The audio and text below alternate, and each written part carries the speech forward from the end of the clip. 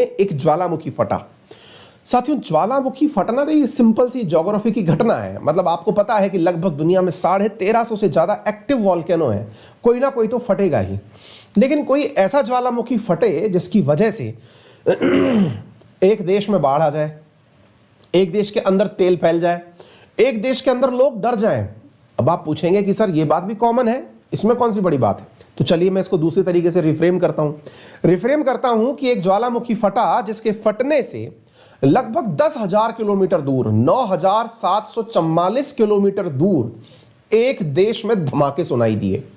Number एक ज्वालामुखी फटा जिसके फटने से 2300 किलोमीटर दूर, 2300 किलोमीटर दूर एक देश में सुनामी आ गई।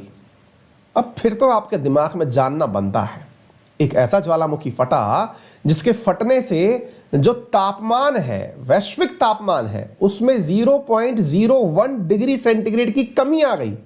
अब तो जानना बनता है, ज्वालामुखी फटने से टेम्परेचर कम होता है, ये तो जानना जरूरी है।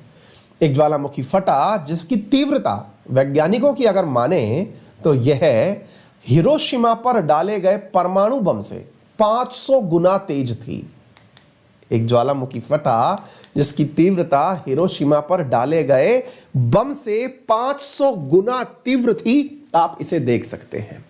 जिस टोंगा के बारे में आपने कभी कोई न्यूज नहीं सुनी होगी, वहां का यह फटा हुआ ज्वालामुखी लोगों की नजर में, आप देख रहे हैं ये जो क्लाउड देख रहे हैं आप, ये आसमान में जाता हुआ सैकड़ों मीटर की ऊंचाई तक यह क्लाउड निकल करके बादलों में, वॉल्केनो के अंदर से निकला हुआ धुआं जो कि विशेष रूप से सल्फर डाइऑक्साइड से निर्मित है, यह आकाश में जा रहा है। और साथियों, आपको जान के आश्चर्य होगा कि जब यह ऊपर की तरफ जाता है तो सूर्य के प्रकाश को इसकी वजह से धरती पर आने में दिक्कत होती है। इतना काला धुआं जिसके सूर्य से प्रकाश को धरती पर आने में दिक्कत हो रही है, और इस एरिया का तापमान जिसकी वजह से कम हो गया, इसे ग्लोबल कूलिंग कहते हैं।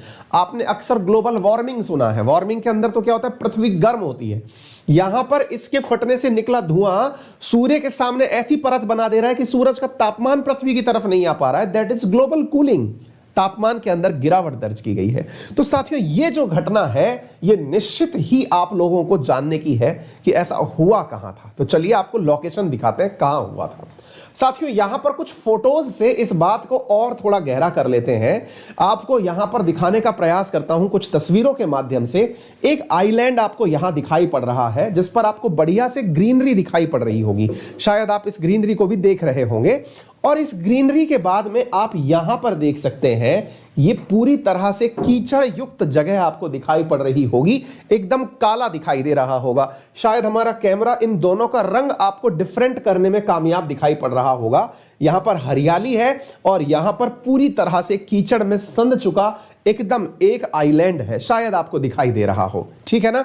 इसी प्रकार से आप इस जगह को अब थोड़ा पहचानते हैं। कहां की बात हो रही है, चलिए अब मैं आपको मैप में बताता हूं ये बात कहां की हो रही है। देखिए, अगर मैं इस मैप के माध्यम से दिखाऊं, जो कि शायद आपको इतना प्रॉपर विजिबल नहीं है, दूसरे मैप से दिखाने का प्रयास करता हूं। देखिए, ऑस्ट्रेलिया हम सबने देखा है। ऑस्ट्रेलिया के पूर्व, पश्चिम, उत्तर, दक्षिण की सारी ज्योग्राफी मैंने आपको मेरी स्पेशल क्लासेस में पढ़ा रखी है। तो ऑस्ट्रेलिया के पूर्व में जो समुद्र है इसे आप पैसिफिक ओशियन के नाम से जानते हैं। इसमें तो कोई भी रॉकेट साइंस नहीं है। ये पैसिफिक ओशियन हो गया और इधर की तरफ इंडियन ओशियन हो गया।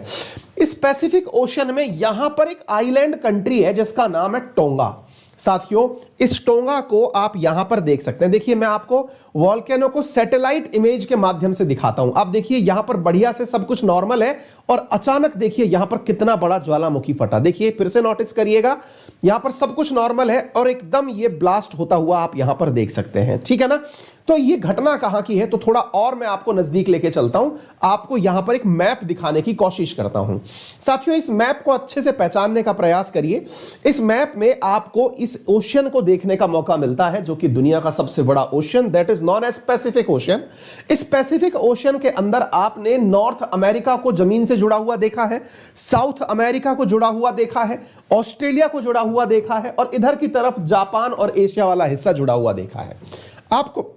आपको यह अच्छे से मालूम होगा कि इस पूरे पैसिफिक ओशियन के किनारे पर बोले तो इस पैसिफिक ओशन के बॉर्डर पर हमेशा सबसे ज्यादा मात्रा के अंदर या तो भूकंप आते हैं या फिर ज्वालामुखी फटते हैं, जिसे आप लोगों ने पैसिफिक रिंग ऑफ फायर के नाम से जाना हुआ है। उसी पैसिफिक रिंग ऑफ फायर में यहां पर एक कंट्री पड़ता है जिसका नाम है टोंगा। यह पैसिफिक रिंग ऑफ फायर का ही वॉल्केनो है जो फटा है।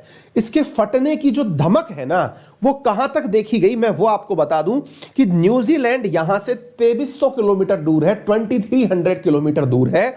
उस न्यूजीलैंड के अंदर इसके फटने से, ये समुद्र के नीचे की तरफ फटा, इसके फटने से समुद्र का जो पानी है ना, वो बहुत ऊंची लहरों के रूप में उठा, इतना ऊंची लहरों के रूप में उठा कि न्यूजीलैंड ने अपने यहां पर सुनामी का अलर्ट जारी कर दिया। और देखिए, यहां से बहुत दूर जापान है, मतलब अगर ये 2300 किलोमीटर है तो लगभग 10,000 किलोमीटर के आसपास दूर यहां से जापान है।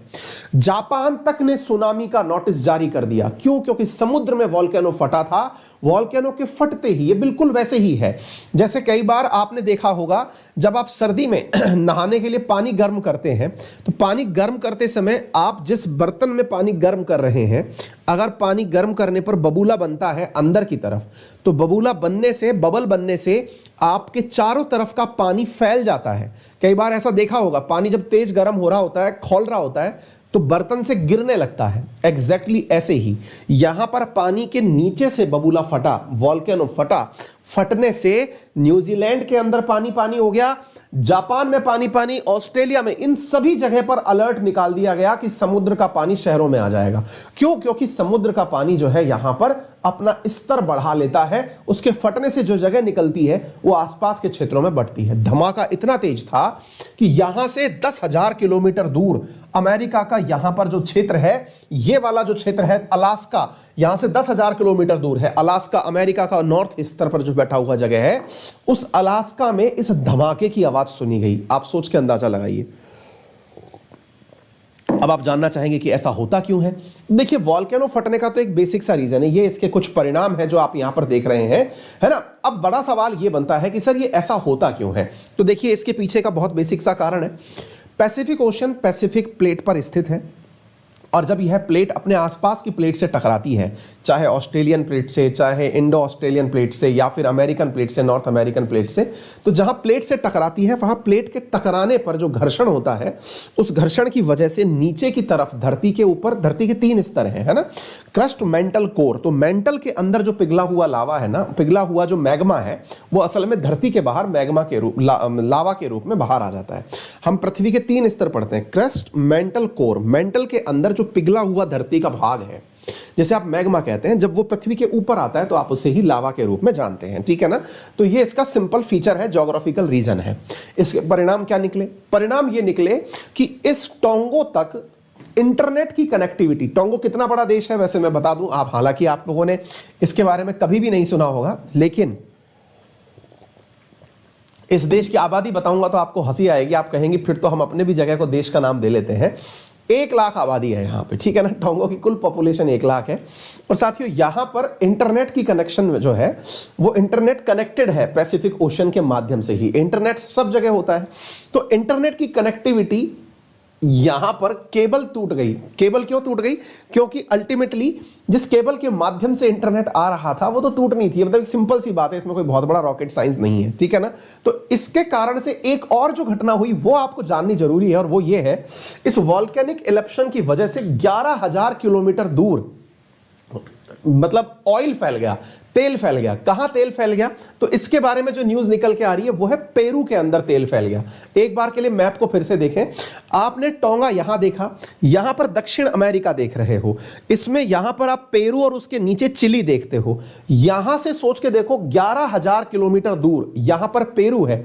इसके हुए धमाके से समुद्र के अंदर इतनी तेज लहरें पैदा हुई कि यहां पर खड़े हुए तेल के टैंकर उलट गए, जिसकी वजह से पेरू में ऑयल स्पिल की घटना निकल करके आई है। आप सोच के देखिए कि यहां पर समुद्र के तट पर जो तेल खड़ा टैंकर था वो गिर गया, ठीक है ना। तो इस प्रकार से मेरे प्यारे साथियों यहां पर पूरे नजारे आपको देखने को मिल रहे होंगे। और ये देखिए, आप यहां पर देख सकते हैं कि इसकी वजह से पेरू के कोस्ट के ऊपर मतलब तेल फैल गया, जिसका कि यहां के जो फिशरमैन है वो इसका विरोध कर रहे हैं। आप देख सकते हैं यहां पर तेल को समेटा जा रहा है, जो हालात हैं पेरू के तट पर, और जो यहां के जो मछुआरे हैं वो विरोध कर रहे हैं कि तेल फैल गया, और तेल फैलने का दोषी वो सरकार को मान रहे हैं, जबकि ये एक पर्यावरणीय कारण है। ठीक है ना, आप देख सकते हैं ऑयल स्पिल की घटना जो यहां पर देखी गई है, बड़ी मात्रा के अंदर पक्षियों की यहां पर मौत हो गई है। ठीक है ना, जिस जगह पर यह घटना हुई उस जगह का नाम क्या है? उसका नाम है हुंगा टोंगा और हुंगा हापई। हुंगा टोंगा और हुंगा हापई, यहां पर थोड़ा सा नाम अटपटे से हैं, लेकिन इस जगह पर जहां पर वॉल्केनो फटा उसके नाम इस प्रकार से हैं। ठीक है ना, कहा जा रहा है कि 100 साल का सबसे बड़ा वॉल्केनो था। बस ये बहुत ज्यादा मतलब प्रभावी इसलिए नहीं रहा क्योंकि ये समुद्र के अंदर से फटा था। अगर ये ऊपर से फटता तो निश्चित ही और ज्यादा प्रभाव डालता, है ना। कई बार इनके फटने से बड़ी मात्रा में अर्थक्वेक भी आता है और कई जगह पर अर्थक्वेक महसूस भी किया गया है। ठीक है, तो ये सारी बातें थी।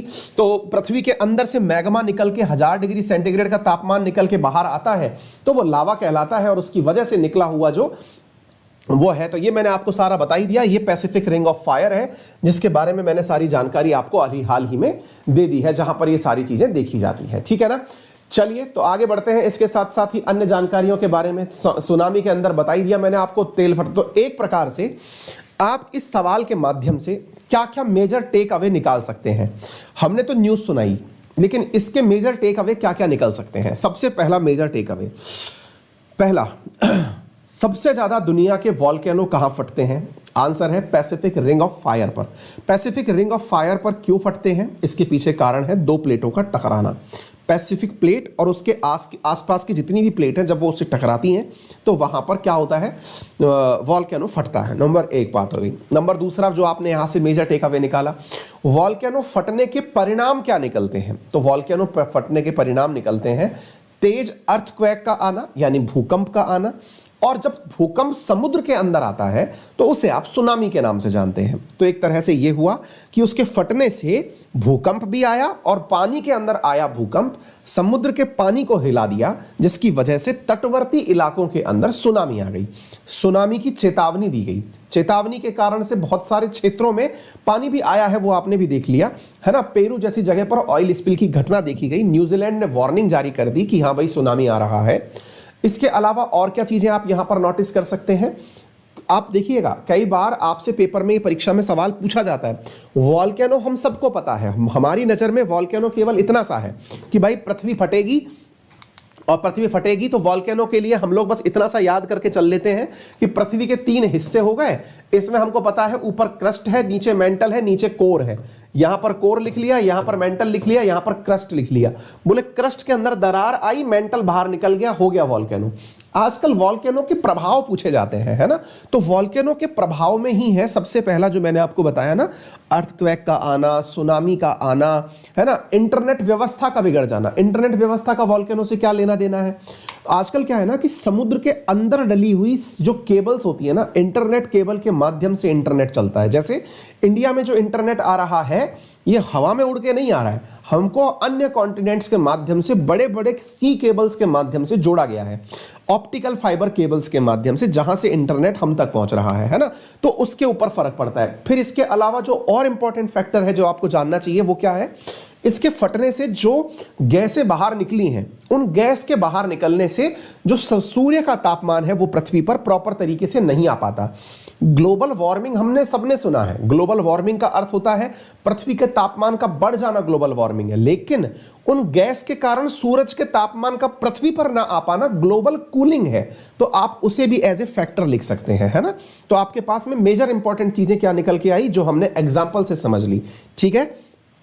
और बाकी जो चीजें हैं वो आप अपनी तरफ से जोड़ सकते हैं। जान मान की क्षति होना, ये प्रभाव है जिसको आप कहीं पर भी जोड़ सकते हैं, है ना। ये इतने सिंपल फैक्टर हैं, आप कहीं पर भी लिखे आएंगे कि इतने लोग मरे, इतने लोग घायल हुए, इतने पेड़ पौधों को नुकसान हुआ, वो मैटर नहीं करता। आप सिग्निफिकेंट पॉइंट लिखेंगे ना, जो काफी ज्यादा ज्योग्राफिकल भाषा के अंदर इंपॉर्टेंट है, पर्यावरणीय कारक है, उन्हें आप लिखेंगे तो आपका आंसर इफेक्टिव माना जाएगा, ठीक है।